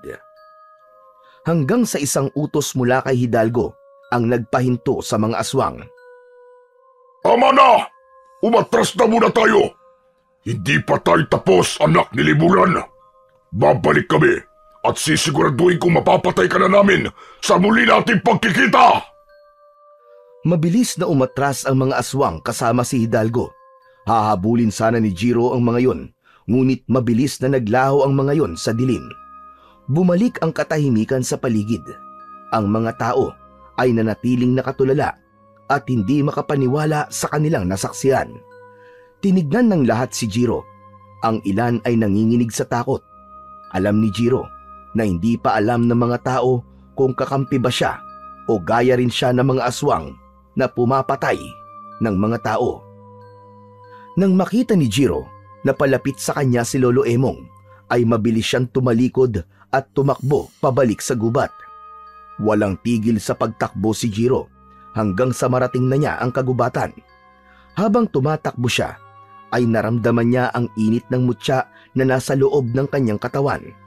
Napahinto siya nang magliwanag ang buo niyang katawan at unti-unti siyang bumalik sa pagiging tao. Hinigop ng mutya ng asong gubat ang liwanag hanggang sa tuluyan ng naglaho ang liwanag na yon. Habol ni Jiro ang kanyang paghinga. Pagod na pagod siya sa naging laban niya kanina, ngunit hindi niya maitatanggi na napakasaya niya dahil napatunayan niyang totoo ang kapangyarihan ng mutya. Bukod doon ay nagawa pa niyang mapaatras ang mga aswang. Makalipas ang ilang sandali, isang malamig na hangin ang naramdaman ni Jiro. May nakita siyang liwanag sa kanyang harapan at mula roon ay lumitaw ang kanyang ina na si Libulan. Nakangiti ito at bakas sa muka ang labis na kasiyahan. Nagagalak ako at ligtas ka, anak. Binabati rin kita dahil nagawa mong ipakita sa mga aswang ang iyong tapang at lakas. Ngunit hindi pa dito natatapos ang laban, anak. Hanggat hindi mo napapatay si Hidalgo, hindi titigil ang kadilimang bumabalot sa baryo niyo. Siya ang punot dulo ng lahat ng ito, kaya kailangan mo siyang tapusin sa lalong madaling panahon. Napakagat ng labi si Jiro. Alam niya na kahit napaalis niya ang mga aswang sa gabing yon, ay babalik at babalik pa rin ang mga ito. hindi siya maaaring maging kampante hanggat hindi niya nawawakasan ang buhay ni Hidalgo. Salamat po sa lahat ng itinuro niyo sa akin, Ina. Salamat dahil binigyan mo ko ng pagkakataon na may pagtanggol ang aming baryo. Kung hindi po dahil sa inyo, hindi ko magagawa ang lahat ng ito. Maraang lumapit si Jiro. Ang tanging nais niya ng sandaling yon ay maramdaman ang yakap ng isang ina. Kaya naman, hindi na siya nagkaroon ng pagdadalawang isip na yakapin ng mahigpit si Libulan. Nagulat si Libulan, ngunit agad din itong gumanti ng yakap. Isa yung mahigpit na yakap na punong-puno ng pagmamahal. Sa unang pagkakataon, hindi na itinanggi ni Jiro sa kanyang sarili na may dugo siyang diwata. Buong puso niya nang tinanggap ang katotohanan na yon dahil napagtanto niya na kung hindi dahil sa ina niyang si Libulan ay hindi niya magagawa ang nagawa niyang kabayanihan ng gabing yun. Matapos na makausap ni Jiro si Libulan ay naglakad na siya pabalik sa kanilang bahay. Nang matanaw niya ang kanilang bahay ay nakita niya si Lolo Emong na nakaupo sa may hagdan. Nang lumapit siya rito ay agad itong tumayo at sinalubong siya. Jiro, pabihira ka, bata ka sa kabagaling. Bakit ka tumakbo kanina? Pasensya na po, Lolo. Natakot po kasi ako nang marinig kong may mga aswang na umaatake. Baka po pumasok po sila sa loob ng bahay kaya po tumakbo po ako at nagtago po ako sa gubat. Saglit na natahimik si Lolo Emong bago bumuntong hininga. Pasaway ka talaga, bata ka. Pero hayaan mo na yon. Ang mahalaga ay ligtas ka. Pero sana naman, kung nais mo magtago, sabihin mo muna sa akin para alam ko at hindi ako nag-aalala sa'yo. Opo, Lolo. Biglaan po kasi. Hindi na po mauulit. Pero alam mo ba nangyari kanina? May isang malaking puting asong gubat ang dumating. Nilabanan nito mga aswang at napaatras niya ang mga aswang. Kung hindi dahil sa asong gubat na yon, baka mas marami pang namatay na mga tao. Talaga po? Ibig sabihin, meron na po pala tayong tagapagtanggol laban sa mga aswang. Sana nga. Sana totoo ngang tagapagtanggol ang asong gubat na yon. Hindi nakaimik si Jiro. Nais niyang sabihin sa lolo niya na hindi nito dapat pagdudahan ang puting asong gubat sa layunin nito kung bakit ito nakipaglaban sa mga aswang. Pero mas pinili niyang manahimik na lamang. Hala, sige na. Bukas na lang natin pag-usapan ito at matulog ka na. Alam kong pagod ka rin. Tumango si Jiro. Pumasok na sila sa kanilang bahay at dumiretso sila sa papag. Pagkahiga ni Jiro ay agad niyang naramdaman ang pagod mula sa naging laban niya kanina. Sa isang iglap, napapikit siya at agad na nilamon ng mahimbing na pagtulog. Maliwanag na nang magising si Jiro. Napahikab siya at tumingin sa paligid. Medyo tanghali na. Alam niya na hindi siya ginising ng lolo niya dahil wala siyang pasok sa eskwelahan. Bumangon na siya at nagtungo sa hapagkainan. May nakahain na doon na kanin, pritong isda at pritong itlog. Nagtimpla siya ng kape at nagsimula na siyang mag-almusal. Napangiti si Jiro nang maalala ang nangyari nung nakaraang gabi. Hindi pa rin siya makapaniwala na nagbago siya ng anyo at naging isa siyang asong gubat. Maya-maya pa, bumukas ang pinto at pumasok si Lolo Emong na may dalang isang bayong na puno ng gulay. Aba, gising ka na pala, Jiro. Mabuti, para may katulong ako magluto mamaya. Saan po kayo galing, Lolo? Nagpunta ako sa palengke kanina. Habang papunta nga ako ron, ay nakasalubong ko yung kaklase mong si Atong. Hinahanap ka nga eh. At sabi ko ay tulog ka pa. At sabi niya, may hihiramin daw siyang libro sa'yo. Sabi ko puntahan ka na lang rito. Nagpunta na ba siya? Hindi pa po. Tuloy-tuloy po kasi ang tulog ko eh. Malamang nagpunta na yun dito at hindi ka nalang ginising nang kunin niya yung libro na hinihiram niya sa'yo. Magsasalita pa sana si Jiro nang may maramdaman siyang kakaiba sa kanyang leeg.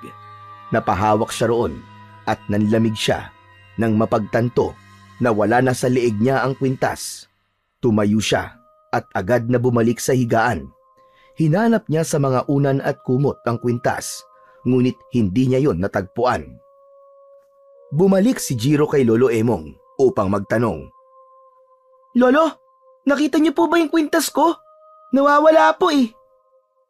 Aba, kanina ko pa nga napapansin na hindi mo yun suot. Ang akala ko hinubad mo muna.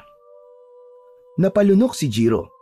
Isa lang ang naisip niyang posibilidad kung bakit wala ang kwintas niya. Tanging si Atong ang naisip niyang salarin dahil ito lamang ang pumasok sa bahay nila. Kaya hindi na siya nagdalawang isip. Nagmamadali siyang lumabas ng bahay at tinungo ang bahay ni na Atong. Walang tao roon nang dumating siya pero nakabukas ang pinto. Tahimik na pumasok si Jiro at iginala niya ang mata sa paligid. Sa isang maliit na lamesa ay nakita niya ang kanyang kwintas. Agad niya yung nilapitan at kinuha. Hindi niya maintindihan kung bakit yun kinuha ni Atong, gayong sigurado siyang walang alam si Atong sa kung ano talaga ang kwintas niya. Aalis na sana si Jiro pero pagharap niya ay nakita niya ang kaibigang si Atong na nakatayo sa may pintuan. Namumutla ito habang nakatingin sa kwintas na hawak ni Jiro. Ibalik mo sa akin ang kwintas, Jiro! Kailangan kong ibigay ang kay Hidalgo para matapos ng pagsalakay ng mga aswang sa baryo natin! Nagulantang si Jiro sa kanyang narinig.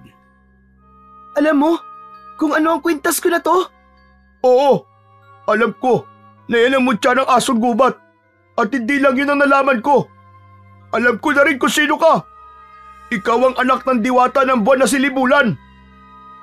Matamang nakatitig si Jiro kay Atong habang mahigpit ang pagkakahawak niya sa mutya. Hindi niya alam kung paanong nalaman ni Atong ang kanyang lihim. Paano mo nalaman ng lahat ng yon, Atong? Sinundan ko kagabi ang puting asong gubat nang mapaatras niya ang mga aswang. Nakita ko na ang asong gubat at ikaw ay iisa. Nakita ko rin na nakipag-usap ka kay Libulan at base sa pag-uusap nyo, alam kong ikaw ang anak niya. Kaya Jiro, ibigay mo na lang kay Hidalgo ang mutya. Kapag ginawa mo yun, titigil na mga aswang sa pagsalakay nila sa baryo natin. Hindi na tayo mabubuhay sa takot. Hindi totoo yan, Atong. Kung ibibigay ko kay Hidalgo ang mutya, mas lalo lang siyang lalakas. Hindi siya titigil sa kasamaan niya. Kahit mapunta pa sa kanya ang mutya, ay sigurado kung hindi siya titigil sa pagsalakay sa baryo natin. Hindi solusyon ng pagsuko, Atong. Kailangan labanan natin si Hidalgo. At gagawin ko ang lahat para tapusin ang kasamaan niya. Pinapangako ko yun. Nanatiling tahimik si Atong. Maya-maya pa ay nanginig ang balikat nito hanggang sa bumagsak ang mga luha nito. Nilapitan nito si Jiro at tinapik ito sa balikat. Patawad, Jiro. Natakot lang kasi ako eh. Ayoko may masaktan at mamatay pa kaya kinuha ko sa iyo mutya para ibigay sana kay Hidalgo. Hindi ko naisip na malaki ang posibilidad na nagsisinungaling siya sa ipinangako niya na sa oras na maibigay natin sa kanya ang mutya ay titigil siya sa pag-atake. Naiintindihan kita, Atong. Alam kong natatakot ka at hindi kita masisisi. Pero sana, magtiwala ka sa akin. Hindi ako papayag na manaig ang kasamaan ni Hidalgo. Tatapusin ko siya at ang paghahasik niya ng lagim. Pero sana ay wala mo nang ibang makakaalam sa nalaman mo tungkol sa akin, ha? Mangako ka, Atong. Mangako ka na wala kang ibang pagsasabihan. Pangako, Jiro. Walang makakaalam ng sikreto natin. Patawad ulit. Patawarin mo ko. Isang matipid na ngiti ang pinakawalan ni Jiro. Matapos yun, ay nagpaalam na siya kay Atong at nagsimula na siyang maglakad pabalik sa bahay nila. Lumipas ang ilang gabi na tahimik ang baryo ni Jiro. Walang mga aswang na sumalakay pero hindi naging kampante si Jiro. Naniniwala siya na muling sasalakay sina Hidalgo sa gabing hindi nila inaasahan. At hindi nga nagkamali si Jiro. Isang gabi, muling nagising sina Jiro at Lolo Emong sa malalakas na sigawan ng mga tao Lumapit sila sa bintana at sumilip. Nagkalat ang mga aswang sa labas at sa gitna ng kaguluhan ay nakatayo si Hidalgo na may malaking ngiti sa labi. Lumabas ka, anak ni Libulan! Magpakita ka sa akin! Ngayon mo ko harapin! Alam ni Jiro na hindi na siya dapat magsayang ng oras at kailangan niya ng kumilos. Mabilis siyang tumakbo palabas, pero bago pa siya makarating sa pintuan ay mahigpit siyang hinawakan ni Lolo Emong sa kanyang braso. Saan ka pupunta, Jiro? Hindi ka pwedeng lumabas. Hindi na kita hayaang magtago na naman sa kung saan. Lolo, hindi po ako magtatago. Lalaban po ako. Lalabanan ko po si Hidalgo. Ano ba pinagsasasabi mo, bata ka? Nahihibang ka na ba, Jiro? Huminga ng malalim si Jiro at napagtanto niyang yun na ang tamang oras para malaman ng lolo niya ang buong katotohanan. Lolo, wag po kayo mabibigla sa sasabihin ko po sa inyo. Ang totoo po, ako po ang puting asong gubat. At ang kwintas ko, ito po ang mutya ng asong gubat. Ako po ang anak ni Libulan na hinahanap ni Hidalgo. Huwag po kayo mag-alala, Lolo. Kaya ko pong labanan si Hidalgo. Magtiwala lang po kayo sa akin. Nanginginig ang mga kamay ni Lolo Emong habang nakatitig kay Jiro. Bakas sa mukha nito ang pagkabigla. Nang lumuwag ang pagkakahawak nito sa kanya, ay agad siyang tumakbo palabas ng bahay at nagtungo siya sa likod ng kanilang bahay. Doon ay pumikit siya at hinawakan ang mutya. Sinubukan niyang maging asong gubat pero hindi siya nagtagumpay na magbagong anyo. Napatingala si Jiro sa kalangitan at doon niya napagtanto na hindi bilog ang buwan. Nanlamig siya nang mapagtanto niyang wala siyang kakayahan na maging isang asong gubat. Pero hindi pa rin siya nawalan ng pag-asa. Kinuha niya ang itak na nakapatong sa ibabaw ng mga panggatong na kahoy. Matapos yun ay malalaki ang mga hakbang na lumabas siya sa kanilang bakuran upang harapin sina Hidalgo. Nagtungo si Jiro sa sentro ng kaguluhan habang may bitbit na itak. Nang makita niya si Hidalgo na nakatalikod sa gawi niya, ay hindi siya nagdalawang isip na tawagin ang pansin nito. Hidalgo! Ako ang hinahanap mo! Ako ang anak ni Libulan! Mabilis na lumingon si Hidalgo at malakas na tumawa.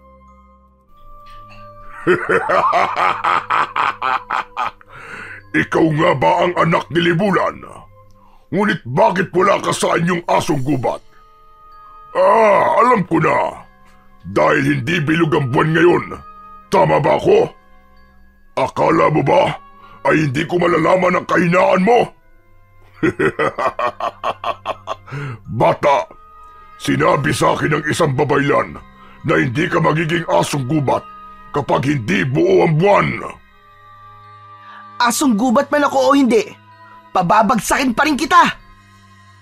Kung ganoon, patunayan mong kaya mo ko, anak ni Libulan. Matapos yung sabihin ni Hidalgo, ay mabilis na kumilos ang mga aswang at sabay-sabay na lumundag ang mga yon papunta kay Jiro. Ngunit hindi umatras si Jiro at mas lalo pa niyang hinigpitan ang kapit niya sa kanyang itak. Sa isang mabilis na galaw, pinutol niya ang kamay ng isang aswang na umatake sa kanya. Isa pang aswang ang sumugod mula sa kanyang kanan. Ngunit mabilis niyang iniwasan ang matatalim nitong kuko at sinaksak niya ito sa tiyan. Hanggang sa pinahinto ni Hidalgo ang mga aswang sa pag-atake kay Jiro. Lumayo ang mga aswang kay Jiro at humakbang si Hidalgo palapit sa kanya. Gusto ko na ako mismo ang papatay sa'yo. At kapag napatay na kita, kukunin ko na sa'yo ang mutya ng asong gubat. Masyadong mataas ang pangarap mo, Hidalgo. Sa tingin mo ba, ay papayag ako na makuha mo ang mutya? Tumiim ang bagang ni Hidalgo at mabilis itong sumugod kay Jiro. Sinalubong ni Jiro si Hidalgo at iniwasan niya ang mga kuko nito na muntik nang bumaon sa mukha niya. Ngunit sa pag-iwas niya, ay biglang sumulpot si Hidalgo sa likod niya at nagawa siya nitong kalmutin sa likod. Napadapa si Jiro sa lupa at nakita niya ang mga tao na nakatingin sa kanya. Bakas sa mga mata ng mga yon ang pag-asa na magagawa niyang talunin si Hidalgo. Nakita niya rin si Lolo Emong at naramdaman niya ang tiwala nito sa kanya. Tumayo si Jiro pero agad siyang inatake ni Hidalgo at bumaon ang mga kuko nito sa tiyan niya.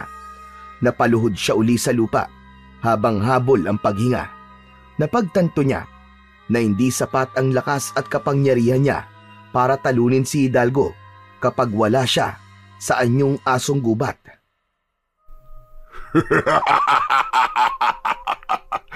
Nasaan na ang yabang mo kanina, bata? Wala kang laban sa kagaya ko! Bumagsak si Jiro sa lupa habang walang tigil ang pagbalong ng dugo sa mga sugat niya. Hanggang sa isang ideya ang pumasok sa kanyang isipan. Kahit nangihina ay pilit pa rin siyang tumayo. Mahigpit niyang hinawakan ng mutya at ubod lakas siyang sumigaw. Mga hayop sa kagubatan! Tinatawag ko kayong lahat! Tulungan niyo akong paslangin ang mga halimaw na to! Ilang segundo lamang ang lumipas bago nagsimulang magkaroon ng kakaibang presensya sa paligid. May mga ibon na lumipad galing sa kagubatan. May mga ahas din na dumating. Maging ang mga baboy ramo ay lumabas mula sa masukal na kakahuyan. At ang iba pang mababangis na hayop mula sa gubat ay dumating bilang tugon sa pagsamo ni Jiro. Nagulat si Hidalgo nang makita ang pagdating ng mga hayop. Sabay-sabay na sinugod ng mga hayop si Hidalgo. Tinuka ito ng mga ibon sa muka. Ang mga ahas naman ay mabilis na gumapang sa katawan nito at nilingkis ito upang hindi makagalaw si Hidalgo. Ang iba namang hayop ay kinagat si Hidalgo. Walang nagawa si Hidalgo kundi ang sumigaw habang pinupuksa ito ng mga hayop. Nang makita ni Jiro na labis nang nahihirapan si Hidalgo, ay inutusan niya ang mga hayop na lubayan na si Hidalgo. Nang lumayo ang mga hayop kay Hidalgo, ay ginamit niya ang natitira niyang lakas at tumakbo siya ng mabilis patungo kay Hidalgo. Buong puwersa niyang itinarak ang itak sa tapat mismo ng puso ni Hidalgo na labis nitong ikinabigla. Nang hugutin ni Jiro ang itak, ay umikot siya at pinadaan niya ang talim ng itak sa leeg nito na agad nitong ikinasawi. Walang buhay na bumagsak sa lupa ang katawan ng pinuno ng mga aswang na si Hidalgo. Nang makita ng mga aswang ang kamatayan ng pinuno ng mga ito, ay takot na umatras at tumakas sa mga ito. Hinayaan lang ni Jiro na makatakas ang mga alagad ni Hidalgo, ngunit hindi niya kinalimutan na magbanta.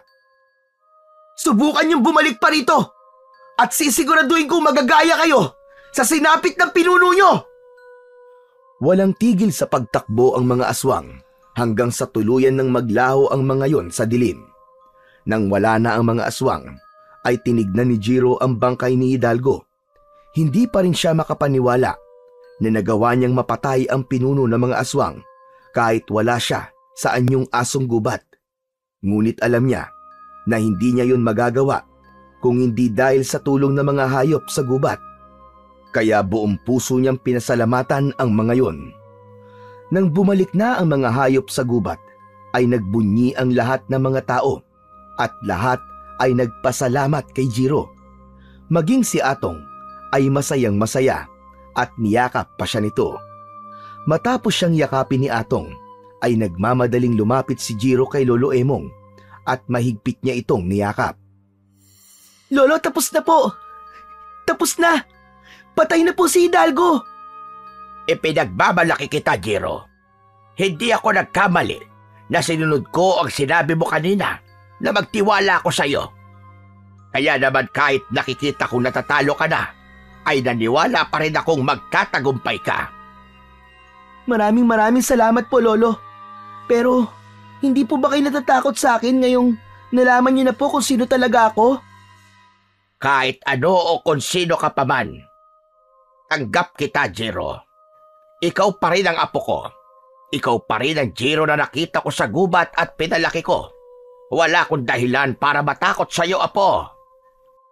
Nang marinig yun ni Jiro, ay tuluyan ang bumagsak ang mga luha niya dahil sa labis na kasiyahan.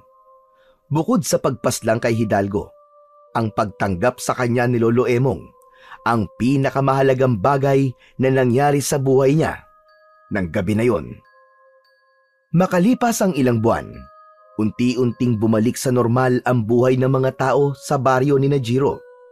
Sa kabila ng katotohanang naiiba si Jiro sa lahat, tinanggap siya ng mga tao bilang isang bayani.